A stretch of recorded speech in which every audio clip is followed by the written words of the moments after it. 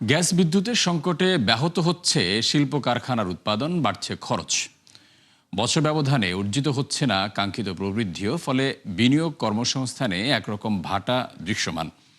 এমন পরিস্থিতিতে নবায়নযোগ্য জ্বালানি উৎপাদনের মাধ্যমে স্বনির্ভর হতে আগ্রহী উদ্যোক্তারা। তবে সেখানে রয়েছে অর্থায়ন ও কর ব্যবস্থার জটিলতা।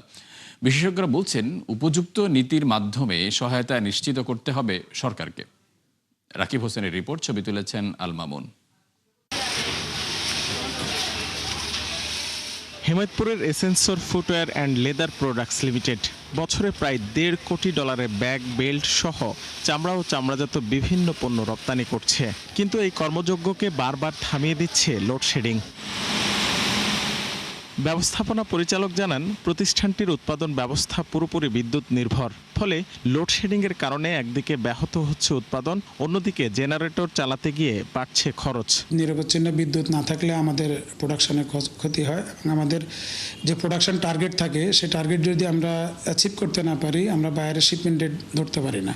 সেক্ষেত্রে আমাদের ক্যান্সেলেশন বা এআর অথবা আমাদের ডিসকাউন্ট এই লট অফ ক্লজের ভিতরে পড়ে যেতে হয়। লাস্ট 2 মান্থ তো আমাদের হিউজ আমরা প্রোডাকশন লস্ট করেছি, যেটা আমাদের অনেক সময় বায়ারদের আমাদের লেট শিপমেন্ট করতে হয়েছে অথবা আমাদেরকে ডিসকাউন্টে শিপমেন্ট করতে হয়েছে। বিবিএসের তথ্য অনুযায়ী গেল 1 বছরে দেশের সামগ্রিক শিল্প উৎপাদন প্রবৃদ্ধির হার 8% থেকে কমে নেমেছে 2%-এর ঘরে। এর মধ্যে বড় শিল্পের সম্প্রসারণ নেই বললেই চলে। এক্ষেত্রে সবার উপরে তৈরি পোশাক। আর এমন পরিস্থিতির পেছনে বড় কারণ জ্বালানি সংকট। বিকেএমইএ সভাপতি জানান, প্রবৃদ্ধি না থাকায় বাড়ছে না কর্মসংস্থান, সংকুচিত হচ্ছে বিনিয়োগ। জ্বালানি সংকটের কারণে যে উৎপাদনটা ব্যাহত হয়েছে, এতে কিন্তু আলটিমেটলি এইটা এবং এর সাথে ব্যাংকিং খাতের চরম অসহযোগিতার কারণে একটার পর একটা ইন্ডাস্ট্রি কিন্তু বন্ধ হচ্ছে।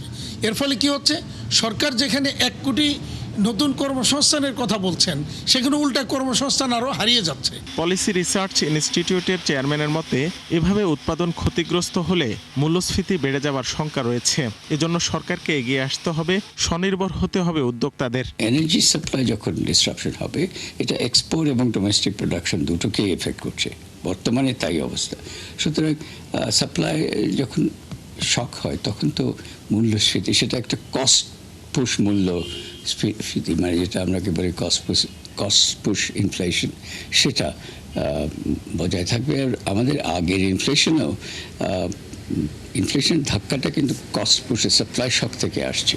আমরা নিজেরা স্বাবলম্বী হতে চাই। আমরা সোলার থেকে বিদ্যুৎ উৎপাদন করে আমাদের স্টোরেজ ব্যবস্থাটা, সোলারের স্টোরেজ, যেটাকে সোলারের জেনারেটর বলা হয়, অর্থাৎ ব্যাটারি, সেই জায়গাটাকে কিছু পলিসিগত সাপোর্ট সেখানে দরকার। গেল 1 বছরে শুধু শিল্প উৎপাদন নয়, আশঙ্কাজনক হারে কমেছে বিদ্যুতের প্রকৃত উৎপাদনও।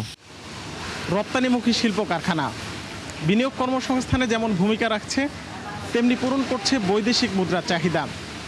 এ ধরনের শিল্পকে টিকে থাকতে লড়াই করতে হচ্ছে বৈশ্বিক প্রতিযোগীদের সঙ্গে। কিন্তু জ্বালানি সংকট সহ নানা কারণে পিছিয়ে পড়ছেন স্থানীয় উদ্যোক্তারা। রাকিব হোসেন, 71, সাভার।